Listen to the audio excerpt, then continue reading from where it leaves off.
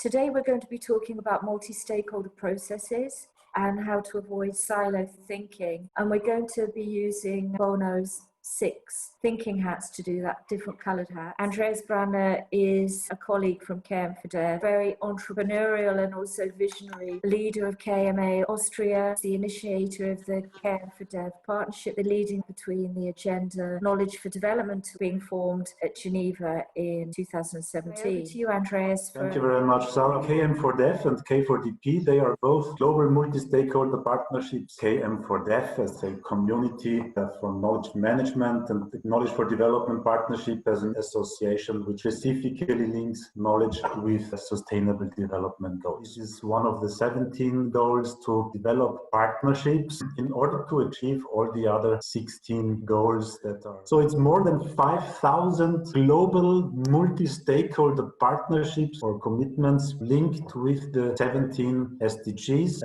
It's not so easy to be inclusive, to reach everybody. Some core characteristics, the language diversity, the physical distance, time zones, the different knowledge and skills that people have, the unequal power and resources. And all of these have benefits and risks or potential barriers. Knowledge management can provide solutions and use the diversity, measure them, specifically should care of inclusion, reaching out to the stakeholder groups adequately, creating value from artificial intelligence, the facilitation of sharings and the focus on the user needs in their local context, building knowledge management capacities, strengthening these capacities should link with other multi-stakeholder partners. Welcome back, everybody. I hope you had a nice time with your fellow thinking hat people. What I'd like to do is to ask the rapporteurs then to give a bit of feedback. The process of breaking silos was to have a unifying backbone recognized by everybody, identify the success factors, build common cause and common strategies, emphasize the importance of culture. If there isn't a culture of sharing, if there isn't a culture of respect and trust, sharing is unlikely to happen. Building a common understanding and a vision of what the success factors are and around processes, agreement on what success measures look like and on priorities, and to have the right tools and the capacity to use those tools for all parties.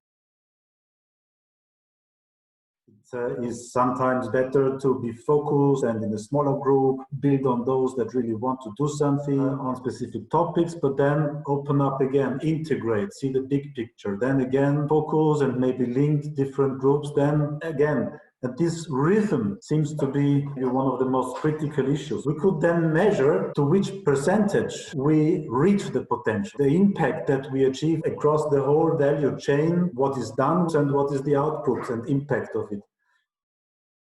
Nadine here for the Green Hat Group. We were in there because our group was a bit provocative, and our first challenge was like, why are silos a problem? We wanted to be more specific. What are the problems that we feel we want to address? Because silos happen for a reason. It's about communities coming together. Why are we doing this? It's about getting to scale, change quickly. We need to shift the needle. We've got less than 10 years to achieve the SDGs, build on the failures of others so we can avoid failure and get to success more quickly. So then it's not just connecting for the sake of it. We want to connect because we want to help each other get to scale, perhaps over a particular theme or question, to come together to do this reflective learning. This motto is collective impact, which brings different groups together to just have a shared goal, some shared indicators, but then, go back to the silos because they're trying to get on with what they're doing already.